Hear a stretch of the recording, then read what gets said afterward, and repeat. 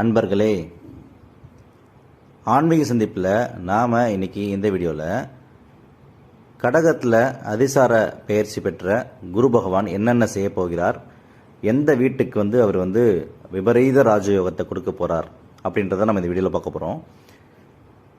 October 8, 2025, அதாவது நேற்றைய தினம் பார்த்திங்கன்னா, குரு பகவான் மிதுன ராசியிலிருந்து தன்னுடைய அதிசார பெயர்ச்சி மூலியமாக கடக ராசியில் சஞ்சாரம் செய்துள்ளார். அதனால் பார்த்திங்கன்னா, இந்த அஷ்டம சனியால் பாதிக்கப்பட்ட கடகராசிக்காரங்கள்லாம் அவங்களுக்கு ஒரு மிகப்பெரிய திருப்பு முனை ஏற்படும் நேரம் இது. வர டிசம்பர் மாதம் வரையும் அவர் அங்கே தான் இருக்க போகிறாரு. அதே போல் பார்த்திங்கன்னா, 7.5 சனியால் ரொம்ப அவஸ்தைப்பட்ட மீனராசிக்காரங்க இவங்களுக்கும் ஒரு பெரிய திருப்பு முனை காத்துட்ருக்குது.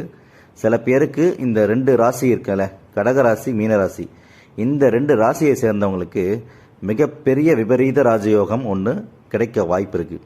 அது ஒவ்வொருத்தவங்களுக்கு அவங்களுடைய தசாபுக்தி பொறுத்து ஒவ்வொரு விதமான ராஜயோகம் கிடைக்கும், திருப்பு முனை கிடைக்கும். அவங்க லைஃப்பில் ஒரு டேர்னிங் பாயிண்ட் கிடைக்கும், கண்டிப்பாக கிடைக்கும், எழுதி வச்சுக்கோங்க. அதே போல் விருச்சிக ராசி, மகர ராசி இவங்களுக்கும் அனுகூலம் இருக்கும் கண்டிப்பாக. ஓகேங்களா?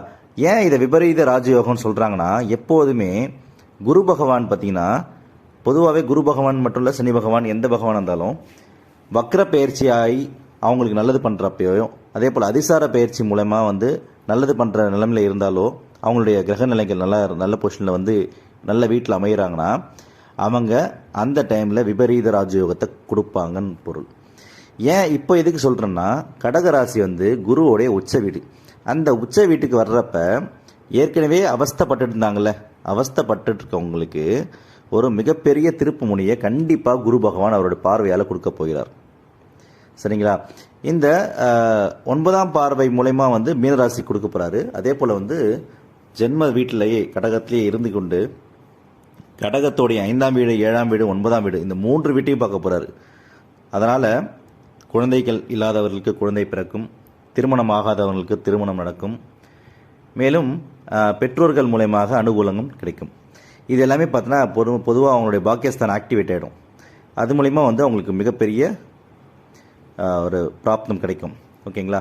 அதே போல் பார்த்திங்கன்னா, விருச்சிக ராசிக்கு 5ஆம் பார்வையை படுறதுனால குழந்தைகள் இல்லாதவர்களுக்கு குழந்தைகள் பிறக்க நேரம் இது. அதே போல் 7ஆம் பார்வையாக மகர ராசியை பார்க்கறதுனால மகர ராசிக்காரங்களுக்கு திருமணமாகாதவங்களுக்கு திருமணம் கைகூடும் நேரம். ஆக மொத்தம் கடகம், விருச்சகம், மகரம், மீனம் ஆகிய ராசிகளுக்கு நல்ல ஒரு பெயர்ச்சி இது.